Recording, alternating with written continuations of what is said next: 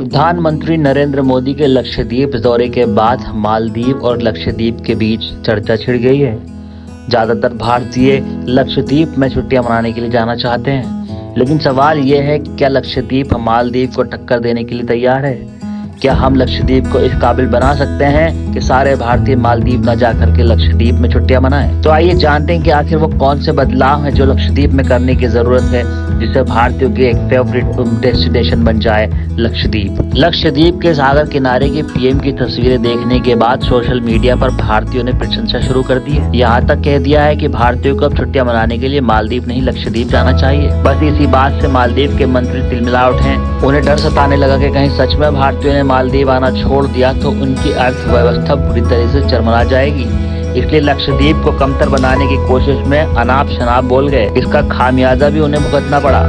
पर पीएम मोदी के दौरे के बाद लक्षद्वीप इंटरनेट पर सर्च किया जाने लगा है। देश में इस बात की चर्चा शुरू हो गई है कि लक्षद्वीप को पर्यटकों के हिसाब से कुछ जरूरी सुविधाएं उपलब्ध करवाई जाएं तो ये मालदीव को टक्कर देने लगेगा। सबसे पहले जान लेते हैं कि आखिर लोग मालदीव जाना ही क्यों पसंद करते हैं।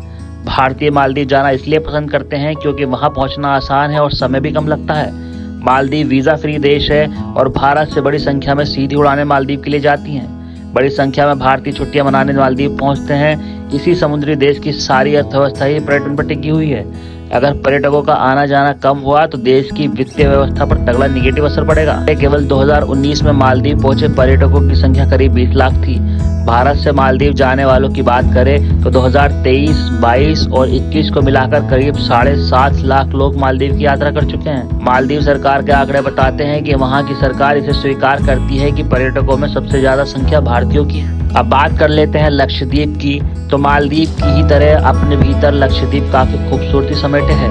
यहाँ के तटों पर टहलते हुए कई बार किसी को भ्रम हो सकता है कि असल में वे कहाँ हैं।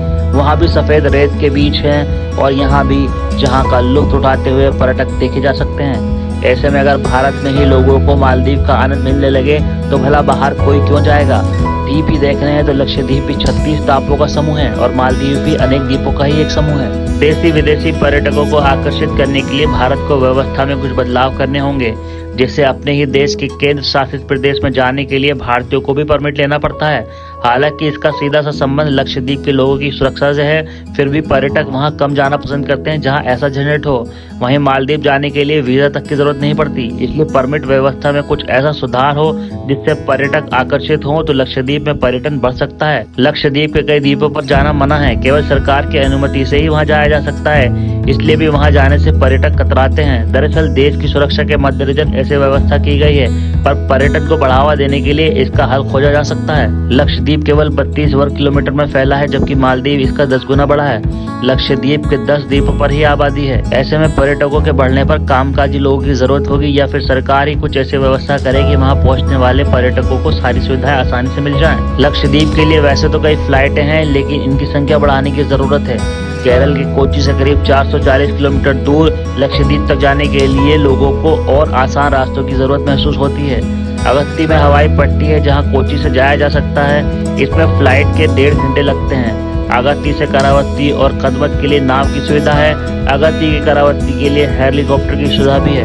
कोच्चि से लक्षद्वीप तक पानी के जहाज में जाने से 14 से 18 घंटे तक का समय लगता है। इसलिए सेवाओं में और सुधार की जरूरत है या फिर सीधे पहुंचने के लिए हवाई पट्टी बनाई जा सकती है।